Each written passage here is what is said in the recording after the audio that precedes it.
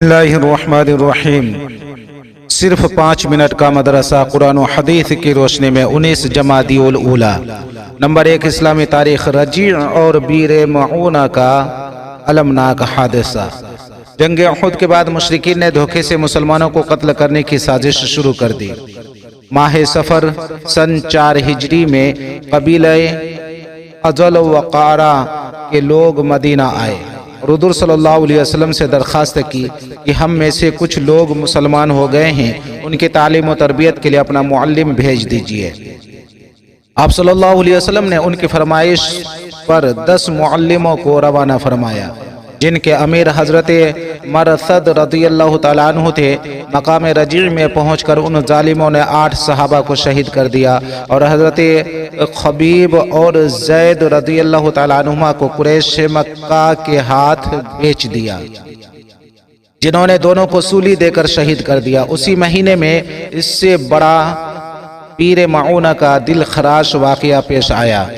ابو برا عامر بن مالک نے آ کر حضور صلی اللہ علیہ وسلم سے فرمائش کی کہ اہل نجد کو اسلام کی دعوت دینے اور دین سکھانے کے لیے اپنے صحابہ کو روانہ فرما دیں۔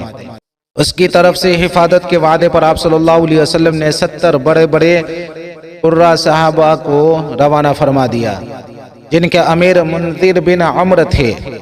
جب یہ دعوتی وفد بیر معونہ پہنچا تو اس دھوکہ باز نے قبیلہ رغل اور ذکوان وغیرہ کے لوگوں کو ساتھ لے کر ان پر حملہ کر دیا اور کعب بن زید کے علاوہ تمام قرائے صحابہ کو شہید کر ڈالا۔ اس المناک حادثے سے حضور صلی اللہ علیہ وسلم کو سخت صدمہ پہنچا اور 1 مہینہ تک نماز فجر میں قنوت نازلہ پڑھی۔ نمبر 2، اللہ کی قدرت بدن کی ہڈی قدرت کی نشانی۔ اس قادر مطلق کی کاریگری کو دیکھے کہ اس نے ایک قطرے سے انسانی جسم میں کیا کیا کاریگری کی ہے۔ اس میں اللہ تعالیٰ نے مختلف قسم کی ہڈیاں پیدا کی اور ان ہڈیوں کو ستون اور پیلر نما بنا کر پورے جسم انسانی کو ان پر کھڑا کر دیا۔ ان ہڈیوں کی شکل و صورت کو دیکھیے، بعض ہڈیاں ٹیڑھی ہیں، بعض لمبی ہیں، کچھ گول ہیں، کچھ سیدھی ہیں، بعض چوڑی ہیں، بعض پتلی ہیں، کچھ ہلکی ہیں، کچھ بھاری ہیں، کچھ ٹھوس ہیں۔ اس طرح کی مختلف شکلوں کی چھوٹی بڑی تقریباً 248 ہڈیاں ہیں۔ سوچو تو صحیح، ایک قطرے سے اتنا خوبصورت جسم بنانے والا کون ہے؟ نمبر 3، ایک فرد کے بارے میں تقدیر پر ایمان لانا۔ رسول اللہ صلی اللہ علیہ وسلم نے فرمایا، ہر چیز تقدیر سے ہے، یہاں تک کہ آدمی کا ناکارہ اور ناقابل ہونا اور قابل و ہوشیار ہونا بھی تقدیر ہی سے ہے۔ مسلم شریف۔ تقدیر کہتے ہیں دنیا میں جو کچھ بھی ہو رہا ہے، اچھا ہو یا برا، وہ سب اللہ تعالیٰ کے حکم اور اس کی مشیت سے ہے۔ ہمارے اوپر اس کا یقین رکھنا اور اس پر ایمان لانا فرض ہے۔ نمبر 4، ایک سنت کے بارے میں گھر والوں سے نیک برتاؤ کرنا۔ حضرت عائشہ رضی اللہ تعالیٰ عنہا فرماتی ہیں کہ آپ صلی اللہ علیہ وسلم نے غزوے کے علاوہ کبھی بھی کسی کو اپنے ہاتھ سے نہیں مارا اور نہ کبھی کسی خادم کو مارا اور نہ ہی کبھی کسی عورت کو مارا۔ مسلم شریف۔ نمبر 5، ایک اہم عمل کی فضیلت، اللہ کے راستے میں روزہ رکھنا۔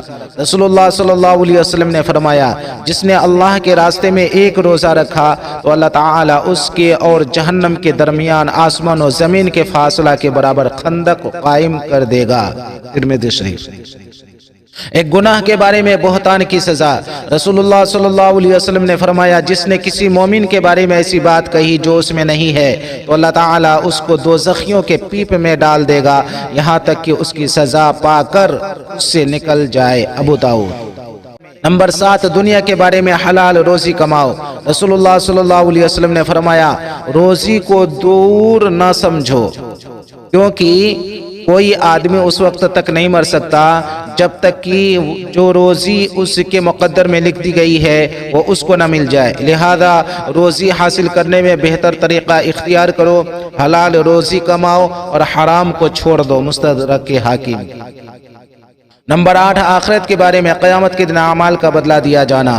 قرآن میں اللہ تعالیٰ فرماتا ہے، ہر جاندار کو موت کا مزہ چکھنا ہے اور تم کو قیامت کے دن اعمال کا پورا پورا بدلہ دیا جائے گا۔ پھر جو شخص جہنم کی آگ سے بچا کر جنت میں داخل کر دیا گیا تو وہ کامیاب ہو گیا۔ سورہ آل عمران۔ نمبر 9، طب نبوی سے علاج، مفید ترین علاج۔ رسول اللہ صلی اللہ علیہ وسلم نے فرمایا، مجھے جبریل علیہ السلام نے یہ بات بتائی کہ حجامت یعنی پچنا لگانا سب سے زیادہ نفع بخش علاج ہے۔ حجامت سے فاسد خون نکل جاتا ہے، جس کی وجہ سے بدن کے درد اور بہت ساری بیماریاں دور ہو جاتی ہیں۔ کنز العمال۔